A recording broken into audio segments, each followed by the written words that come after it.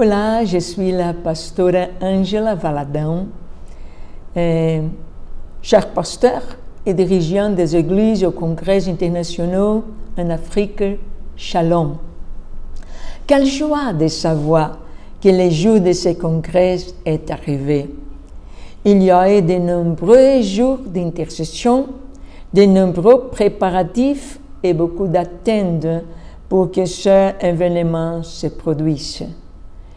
Nous louons Dieu pour la vie de chacun d'entre vous qui participe à ce congrès. Que le Seigneur, notre Dieu, parle à vos cœurs d'une manière claire, éternelle et personnelle. Que chaque mot donné soit un baume pour ceux qui sont fatigués et faibles.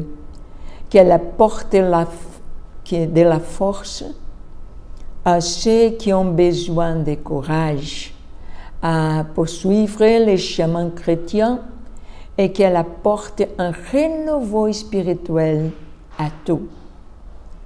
Nous remercions Dieu pour la vie du pasteur Gando et de son épouse Roseline et pour leurs efforts afin que le ministère Gédéon 24 heures puisse se répandre dans tous les pays du Cameroun et Tchad, dans ces villes de l'intérieur, et qu'il y a aussi des tours de prière et des Gédéon Kids en toutes les églises évangéliques des différentes dénominations du pays.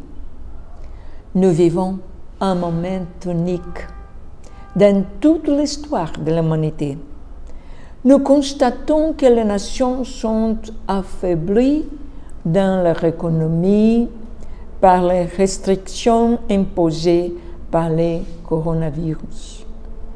Nous voyons comment tout cela a affecté l'Église du Seigneur partout dans le monde. Comment nos enfants ont été laissés, comment les familles ont également été touchées. Beaucoup de gens ont perdu leur emploi. Beaucoup ont perdu leurs proches à cause de cette maladie maléfique. Et beaucoup sont devenus froids dans la foi. En perdant ce qu'il y a de plus précieux dans la vie humaine, la communion avec le Seigneur.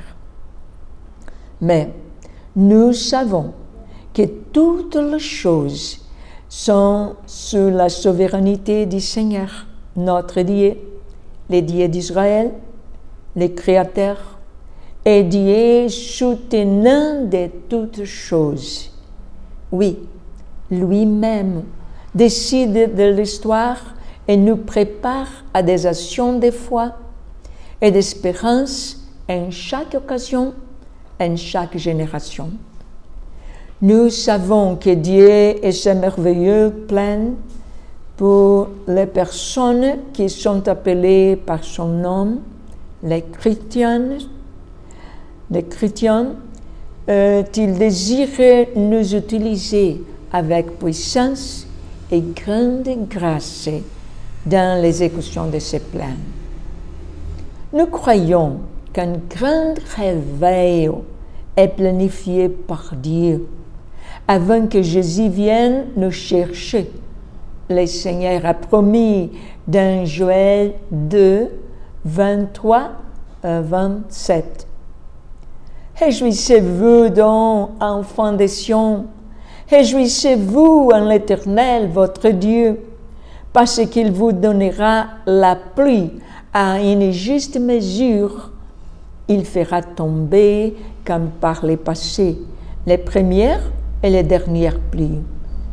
Les heures se rempliront de froment, et les cuves regorgeront de mûres et d'huile. Et je vous rendrai les genêts qu'a dévoré les sauterelles, les gelacs, les asiles et les gazons, ma grande armée que j'ai envoyée contre vous autres. Vous mangerez et vous serez rassasiés. Et vous louerez le nom du Seigneur votre Dieu, qu'il vous aura fait des choses merveilleuses. Et mon peuple ne sera jamais confus. Vous saurez que je suis et au milieu d'Israël, et que moi et l'Éternel, je suis votre Dieu, et qu'il n'y en a pas d'autre, et mon peuple ne sera jamais confus. La pluie dans la Bible symbolise le réveil.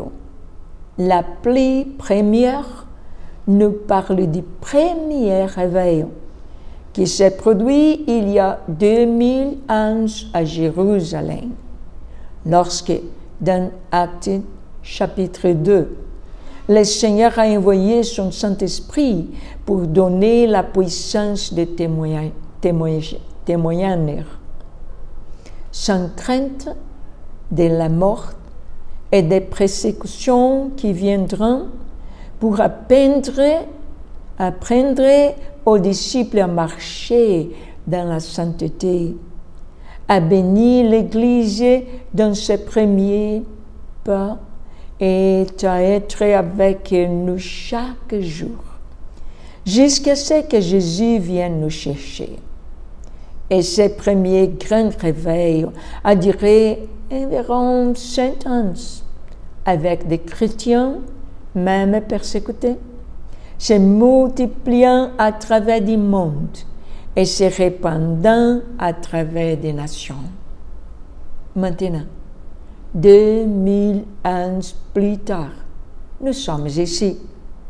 Nous prions pour la pluie sérodia, ou la dernière pluie, celle qui tombe au moment de la moisson. Nous vivons en cette période de la moisson. Les gens ont soif de paix, de sécurité, d'amour, et recherchant la vérité. Cette pandémie nous a donné le temps de réfléchir aux problèmes éternels.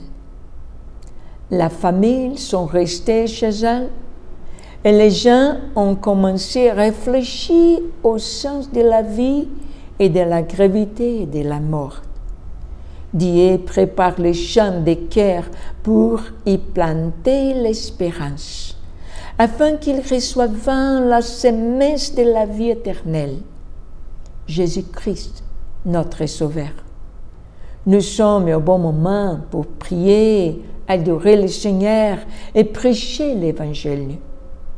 C'est la mission que Dieu a confiée aux Gédéons 24 heures devant le Seigneur. Nous sommes les héros de la seconde venue de Christ. Nous sommes les précurseurs du fiancé qui est déjà prêt à emmener sa fiancée bien-aimée. Nous sommes de l'armée du Seigneur, préparés à combattre les forces du mal, qui opèrent dans les nations et qui combattent avec les armes spirituelles, l'intercession, l'adoration et la proclamation de la parole.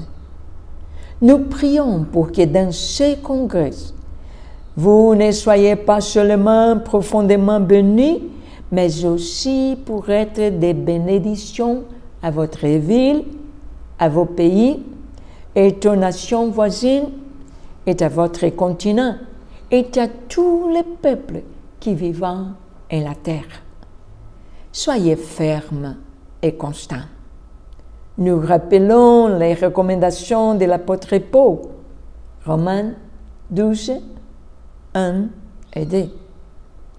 Par conséquent, je vous supplie, frères, par la miséricorde de Dieu, de présenter vos corps un sacrifice vivant, saint et agréable à Dieu. C'est votre culte raisonnable.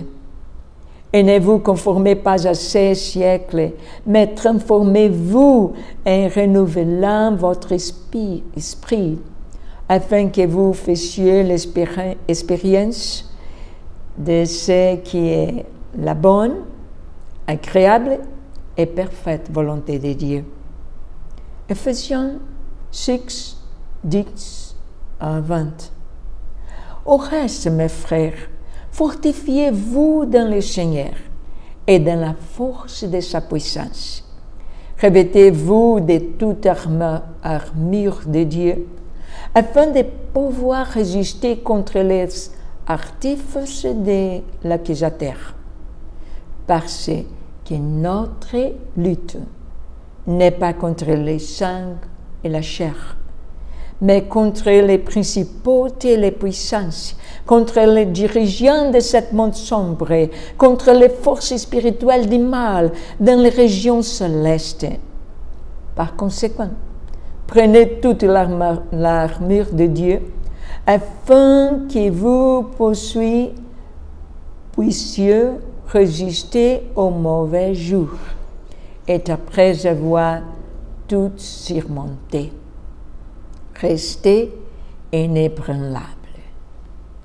Alors, tenez-vous ferme, chaînez-vous de la vérité et enfilez la cuirasse de la justice.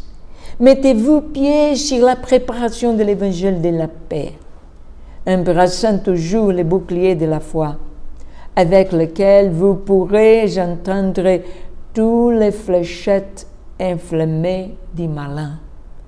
Prenez aussi le casque du salut et l'épée de l'esprit, qui est la parole de Dieu, avec toute prière et supplication, en priant en tout temps dans l'esprit et pour cette veille, avec toute la persévérance, la supplication pour tous les saints et aussi pour moi, afin que la parole ne soit donnée à l'ouverture de ma bouche pour faire connaître hardiment les mystères de l'Évangile, dont je suis un ambassadeur enchaîné, afin que dans le Christ, j'ai l'audace de parler comme je le dois faire.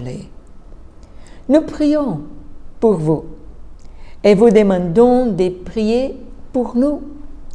Revêtez toute l'armure de Dieu et soyez des soldats veillants et victorieux en Christ.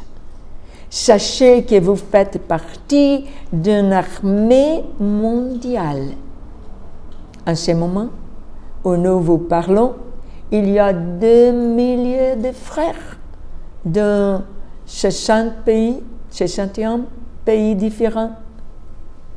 71 pays différents qui prient pour vous et pour toutes les Gédéons.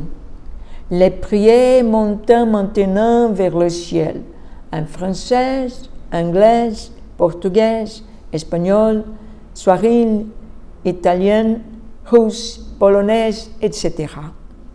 Notre Dieu nous a appelés et nous a convoqués pour cette époque. C'est le moment de la préparation de la venue de Jésus. C'est un temps de sainteté et de sanctification, temps d'adoration et plus grande intimité avec Dieu. Il est temps de lutter pour la foi et de porter les flambeaux de la vérité et de la prière jusqu'aux extrémités de la terre et de garder le feu brillant sur l'autel du Seigneur. Que Dieu vous bénisse, cher pasteur.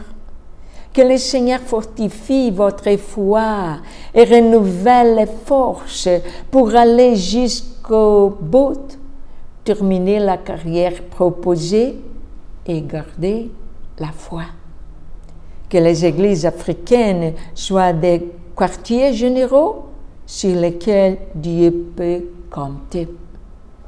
En conclusion, donc, de notre parole, nous voulons vous rappeler la prophétie du Seigneur à propos de cette époque et aussi vous rappeler que nous sommes l'accomplissement de cette prophétie et de ce temps en la fin de la fin.